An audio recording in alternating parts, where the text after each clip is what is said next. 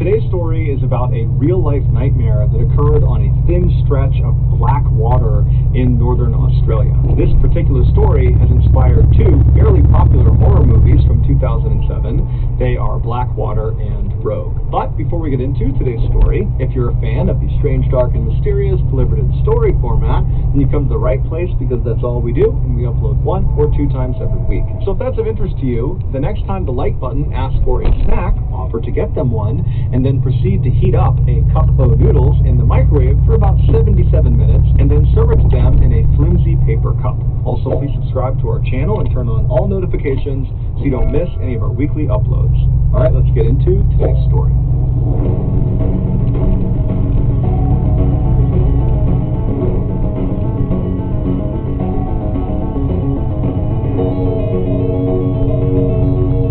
At 11:40 a.m. on December 21st, 2003, 3 young men who were longtime childhood friends hopped in a truck and began traveling south. They were 22-year-old Brett Mann and 19-year-olds Sean Blowers and Ashley McGuff. They lived in a coastal city called Darwin, which is actually the capital of the Northern Territory in Australia. The Northern Territory, also known as the Top End, is located in the central north of the continent. It is 6 times larger than the UK, but has 280 times less people living in it. Specifically, the UK is home to roughly 70 million people, whereas the Top End is home to only 250,000 people, and half of them live in Darwin. There are many reasons why the Top End is so underpopulated, ranging from politics to poor infrastructure, but the most obvious reason that so few people choose to live in this part of Australia is because it is wildly rugged and dangerous. It is scorchingly hot year-round, and the weather in general is just unbelievably unpredictable and violent. And, as the old saying goes, all the animals there are trying to kill you and each other. But Brett, Sean, and Ashley had grown up in Darwin, and so they were accustomed to the hazards of living in the Top End, and so they weren't really concerned about them. What they were concerned with was finding things to do and not getting bored in the city. That particular day, in order to ward off boredom, the trio had decided they would head out to a salt flat that was located about 50 miles to the southwest of Darwin.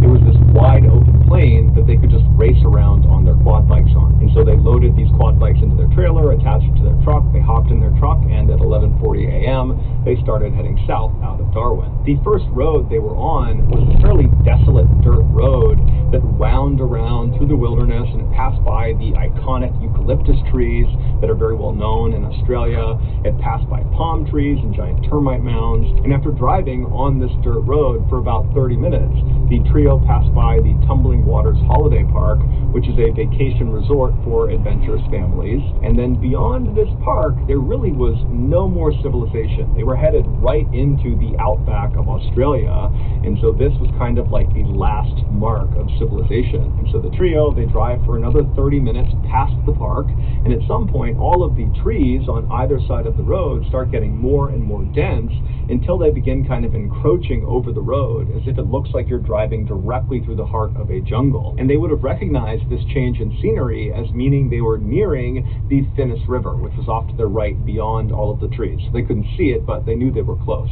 And the Finnis River was not a huge waterway. It was a 30-mile stretch that ran east to west through the Top End, and what it was known for was being very brackish and dark. You could not see into this water more than maybe an inch or two, so it almost appeared black. And so the trio continued driving along through this kind of jungle atmosphere until the left side of the road began to thin out again, and then it eventually revealed the salt flats up to their left. And so at that point, the trio pulled off on the right side of the road where the vegetation was still very thick. And then the trio hopped out of the truck, they went around to their trailer, they dropped the gate, and one by one they pulled their quad bikes off, and then each of them hopped on and drove out onto the flats. That day, the flats were actually very muddy because it had recently rained really heavy in that area, and so the trio spent just as much time racing each other on the flats as they did trying to drive close to each other and spray mud on each other.